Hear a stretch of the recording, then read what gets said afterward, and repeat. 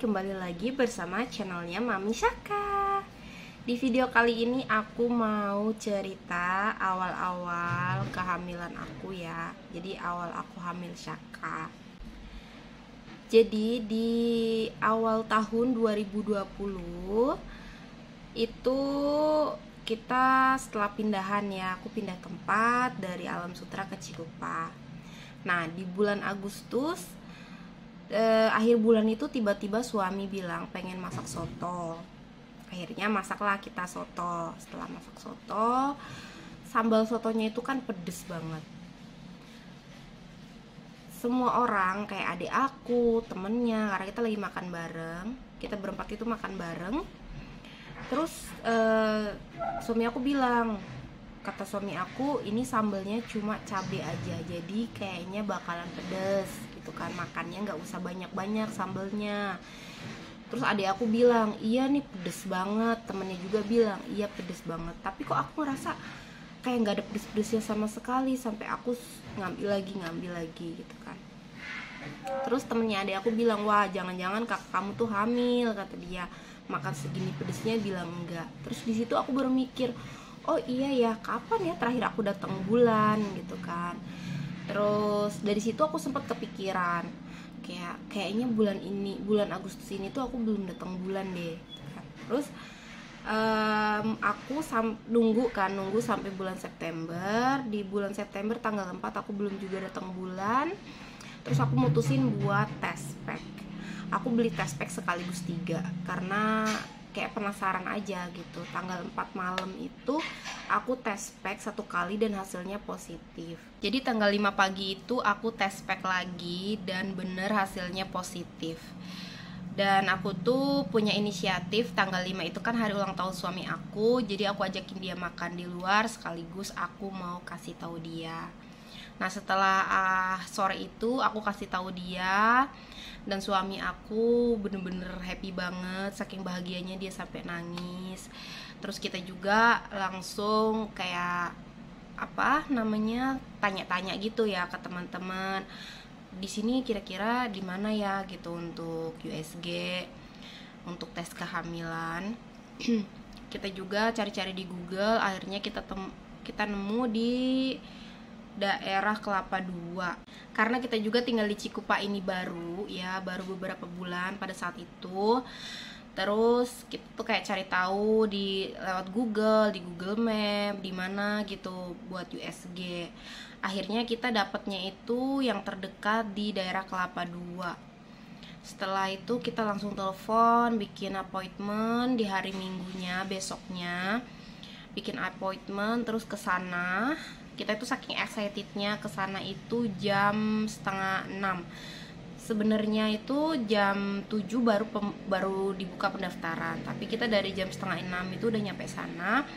Terus udah ke sana, akhirnya giliran aku yang dicek. Pas dicek ternyata kata dokternya itu usia kehamilan aku baru 6 minggu, dimana itu belum ada janin ya, jadi baru ada kantong telur. Di situ kayak aku tuh baru kayak nggak ngerti gitu, maksudnya gimana gitu kan. Jadi aku tanya detail ke dokternya kasih tahu nanti kalau mau lihat perkembangannya lagi bisa balik lagi sekitar 2 mingguan lagi.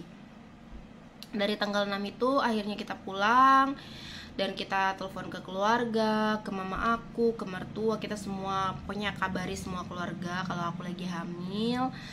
Dan semua keluarga juga happy banget, bahagia, karena kita itu bener-bener nunggu udah dari 2 tahun ya. Setelah itu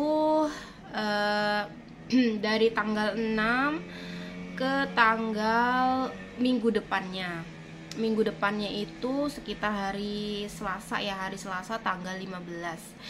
Jadi tanggal 15 itu pagi sekitar jam 10, perut aku tuh tiba-tiba kram, sakit, rasanya itu udah kayak mau datang bulan. Itu posisinya hari Selasa pagi, suami aku nggak ada di toko, dia lagi kirim barang ke pabrik, yang mana dia tuh jam 10 itu baru berangkat ya, mungkin udah naik tol, udah mau sampai pabriknya, dan dia itu baru bisa pulang sekitar sore. Nah di situ aku WA ke suami, aku bilang perut aku sakit banget, dan pas aku ngecek ke kamar mandi ternyata aku itu pendarahan, jadi kayak keluar darah banyak banget. Di situ aku tuh masih tetap tenang, kayak masih tetap santai, kayak ya di situ kesalahan aku itu kesalahan fatal aku tuh di situ. Seharusnya aku itu langsung pergi aja gitu kan ke UGD terdekat, itu aku enggak, aku nungguin suami karena aku di sini juga nggak ada siapa-siapa, aku cuma sendiri kan.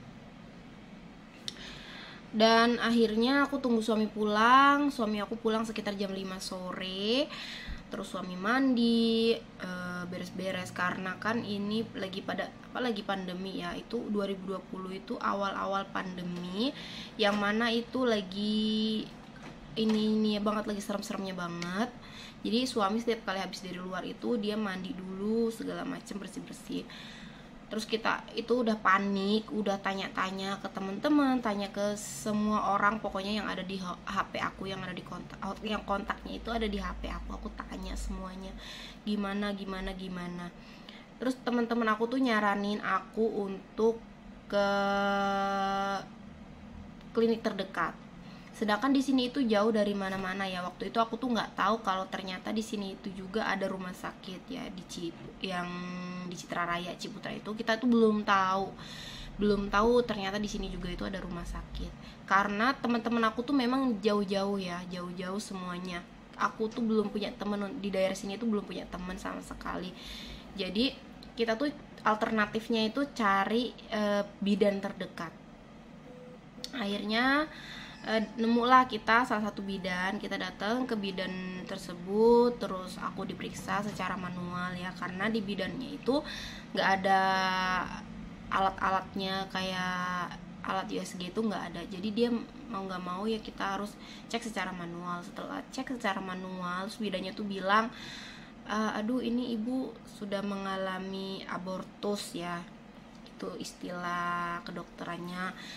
Katanya ini tuh pendarahan gitu kan, dan kemungkinan besar ya nggak bisa diselamatin gitu untuk bayinya. Di situ aku langsung nangis, kayak langsung bener-bener sedih, hancur jadi satu, kayak nggak karu-karuan rasanya. Udah lagi pandemi gitu kan, terus aku hamil malah kayak gitu. Terus katanya dokter kalau udah ada janinnya, kalau nggak bisa keluar sendiri harus dikuret. Jadi kayak ngasih taunya itu bener-bener opsi terburuknya. Terus aku tanya ke bidan, solusinya gimana ya bu? Terus bidan itu tanya, punya BPJS nggak? Kalau punya BPJS lebih baik pakai BPJS aja, karena kan lagi pandemi, sayang banget gitu. Apalagi aku juga di sini itu baru ngerintis dari awal lagi kan. Terus kayak aku mikir, oh iya aku punya BPJS gitu kan. Ya udah akhirnya kita pulang. Di situ bidan itu ngeresepin obat, kata bidan, karena kan ibu bidannya tuh bilang anaknya ini udah nggak ada gitu kan, dicek secara manual. Terus bidannya itu kasih aku resep obat, tapi itu aku nggak minum sama sekali obatnya itu, karena aku yakin, aku bilang di hati aku ngomong sama suami, aku yakin nih anak aku tuh masih ada gitu, ini tuh cuma pendarahan kecapean aja gitu kan. Biarpun memang dari hari Selasa pagi itu, dari jam 10 pagi sampai malam itu aku udah ganti berapa kali pembalut aja, aku udah nggak tahu lagi. Bener-bener deresnya itu beda banget, kayak kita datang bulan ya, beda jauh. Akhirnya karena jadi semalaman itu aku cuma mikir, nggak bisa tidur, nangis, mikir, dan itu tuh aku belum ngasih tahu keluarga kalau aku pendarahan. Terus aku bilang sama suami, ya udah besok pokoknya kita mau ke rumah sakit, aku bilang. Kata suami, kenapa harus nunggu besok, udah sekarang aja kayak gitu. Cuma kan aku mikir malam-malam gitu kan, udah besok aja. Jadi pagi-paginya itu di tanggal 16 pagi sekitar jam 6 aku sama suami mutusin untuk ke klinik yang BPJS, karena kan memang kalau pakai BPJS itu harus lewat prosedur. Suami tuh udah bilang, kamu udah kelihatannya kamu tuh udah nggak kuat banget, kata suami. Kita nggak usah pakai BPJS, kita bayar pribadi aja gitu kan. Cuma aku mikir, karena bidan itu udah bilang kalau anaknya itu udah nggak ada gitu kan, jadi aku tuh udah pendarahan gitu, udah nggak ada. Jadi kalaupun ke rumah sakit pasti nantinya itu dibersihin, dikuret, dan biayanya itu mahal gitu. Terus aku mikir, daripada kayak mikirnya tuh ya yang di pikiran aku tuh waktu itu ya cuma sayang banget gitu, apalagi lagi pandemi gitu kan. Jadi ya udah, akhirnya aku nggak dengerin suami aku tetap ke jalur BPJS. Akhirnya dari klinik, karena klinik Vaskesnya aku itu belum diubah, masih di Alam Sutra, kita ke klinik Alam Sutra. Dikarenakan di klinik itu bidannya itu beda tempat, jadi otomatis aku harus cari bidannya dulu. Setelah kita dapat bidannya itu aku dapat surat kayak rujukan gitu kan. Surat rujukan ini dapat surat rujukan. Jadi di tanggal 16 September itu aku dapat surat rujukan, jadi aku langsung ke rumah sakit ya, ke Vaskes kedua ya kalau nggak salah itu rumah sakit. Langsung ke rumah sakit. Jadi dari jam 6 pagi aku urus-urus bolak-balik itu sampai rumah sakit itu sekitar jam 3 sore. Jam 3 sore di rumah sakit juga harus urus-urus data A, B, C, D, administrasi apa segala macam. Ditanganin dokter itu sekitar jam 5 mau jam setengah 6 itu dokter udah marah-marah banget. Kenapa nggak langsung ke sini? Kenapa udah dari kemarin baru kesini sekarang, sedangkan pendarahannya itu udah hebat banget. Itu muka aku udah pucet banget, udah kayak bener-bener remes, udah nggak karu-karuan pokoknya rasanya. Terus dokternya tuh udah ngomel-ngomel, udah marah-marahin aku sama suami. Akhirnya suami aku suruh urus administrasi lagi untuk rawat inap, dan aku ditangani dokter, aku diinfus segala macam. Terus akhirnya aku dapat kamar itu sekitar jam 9 malam. Jam 9 malam aku dapat kamar. Di kamar itu aku hanya bisa nangis karena dokter itu bilang, mukjizat banget, dokter itu bilang pendarahan udah hebat banget, tapi anak kamu itu masih bagus banget detak jantungnya. Ini hasil yang ini hasil aku USG. Jadi setiap hari berturut-turut itu kita USG pas waktu di rumah sakit. Itu dokter bilang detak jantung anak kamu tuh bagus banget, biarpun pendarahannya itu hebat banget. Jadi pendarahan itu aku keluar ya, darahnya itu gumpalan segede-gede gini. Bahkan ada satu hari itu aku nggak mau ke kamar mandi, saking aku tuh nggak mau ngelihat darah segitu banyaknya gitu. Sampai dari tanggal 16, tanggal 17, 18, 19 tetap aja itu darah nggak henti-henti. Terus kayak aku tuh nangis terus sampai HP tuh disita sama suami. Itu posisinya aku cuma berdua sama suami, karena aku mutusin buat nggak cerita sama keluarga. Yang ditakutin keluarga jadi panik, apalagi posisinya kan lagi pandemi ya, kondisinya lagi pandemi, yang mana kasih tahu keluarga pun tetap gitu keluarga nggak akan bisa datang, karena di rumah sakit juga itu nggak boleh ditemani kecuali memang hanya sama suami gitu kan, satu orang yang boleh nemenin. Jadi ya nggak bisa berbuat apa-apa gitu kan. Cuma tetap aja karena adik aku juga kan tinggalnya di Tangerang juga, dia tahu kalau aku lagi nggak ada di rumah, dia tahu lah kalau aku lagi nggak enak badan, lagi sakit, itu tahu. Jadi adik aku tuh telepon ke keluarga, jadi adik aku yang ngasih tahu. Terus tiba-tiba mama aku telepon nangis-nangis. Ya akhirnya mau nggak mau ya aku cerita juga. Terus jadi semuanya tuh tahu, keluarga aku yang di Malang juga tahu, mertua aku juga tahu kan. Udah gitu jadi setiap hari itu pagi aku pasti dibawa ke ruangan dokter buat dicek di USG, dicek, dilihat gitu kan. Sampai udah 3 hari kan, tanggal 19 dokter bilang, ibu mau nggak mau saya harus pulangkan ibu karena ibu pakai jalur BPJS, yang mana BPJS hanya kasih 3 hari untuk opnam gitu kan. Kalau mau jadi nanti keluar lagi baru masuk lagi kayak gitu. Nah, cuma di situ itu ekspresi dokternya itu agak kurang mengenakan. Sampai suami aku tuh benar-benar marah banget di situ karena posisinya aku itu masih dalam pendarahan. Kenapa kok dok istri aku tetap harus dibawa pulang gitu kan? Karena kan masih pendarahan, nanti gimana? Sedangkan di sini kan kondisi anak kita itu janin anak aku itu apa ya, anak aku itu masih bagus kan, detak jantungnya bagus. Cuma yang ditakutin kalau pulang kita nggak tahu apa yang akan terjadi gitu. Terus respon dokternya tuh bukannya bikin hati adem, malah kayak bikin kita malah tambah panas gitu loh, malah tambah takut, malah tambah kayak sakit hati. Dokternya tuh bilangnya makanya ya kak, ya saya sih nggak peduli kayak gitu kan, karena bapak pakai BPJS, waktunya sudah habis dan obat yang kita kasih juga sudah maksimal, tapi tetap pendarahannya mau gimana lagi ya, bapak pulang nanti kalau semua terjadi sesuatu ya tinggal datang lagi ke UGD, saya bantu bersihkan kayak gitu. Itu tuh perkataan yang bener-bener nyakitin hati aku banget. Jadi setiap kali aku habis dari ruangan dokter, aku masuk ke kamar itu nangis sejadi-jadinya, dan suami aku tuh juga ikut stres gitu kan. Kebetulan jadi di satu ruangan itu aku berdua sama salah satu ibu-ibu yang baru melahirkan. Nah dia itu ditangani oleh salah satu dokter laki-laki. Dokternya tuh enak banget, cara ininya tuh apa, cara penyampaiannya tuh enak banget, terus kunjungannya juga bagus gitu kan. Nah di situ tuh suami aku bilang, kita ganti dokter aja, kita bayar pribadi aja kalau kayak gini. Tapi memang sebelumnya pas waktu tanggal 19 itu pas aku ke ruangan dokter, suami aku tuh sempat bilang, ada nggak dok obat yang kita tuh tebus sendiri gitu biar istri aku ini sama anak kita itu selamat gitu, maksudnya biar pendarahannya itu berhenti. Terus dokternya bilang ya ada kalau bapak mau bayar pribadi kayak gitu. Akhirnya suami aku marah di situ, ya udah resepin aja dok obatnya. Akhirnya di situ dokter resepin untuk kita tebus pribadi dan harganya itu sekitar 650.000.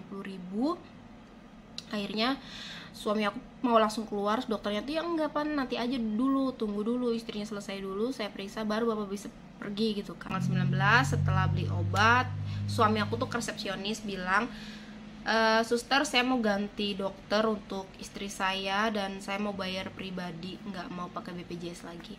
Cuma memang kita harus mengikuti prosedur. Sebenarnya sama aja kok pak, kayak di situ tuh susternya tuh pada ngomongin sama aja kok pak, mau bayar pribadi atau mau pakai BP juga sama penanganannya. Cuma karena kita ngerasa di hari itu tuh benar-benar sakit hati banget, dan kebetulan di situ tuh ada satu dokter juga yang aku tuh ngerasa dokter ini tuh dia ngejelasin pasiennya itu enak banget gitu. Yang tidur di sebelah aku itu dokternya tuh bilang, iya pak saya yang nanganin sebelah istri bapak, kenapa pak kayak gitu kan. Terus suami aku langsung bilang mau ganti dokter bla bla bla bla. Setelah itu pas aku flagnya itu udah mulai sedikit ya, tinggal sedikit lagi, dokter yang awal itu udah ngizinin aku pulang di tanggal 20 pagi, yang akhirnya aku harusnya pulang, ini aku nggak pulang. Jadi aku langsung buat perjanjian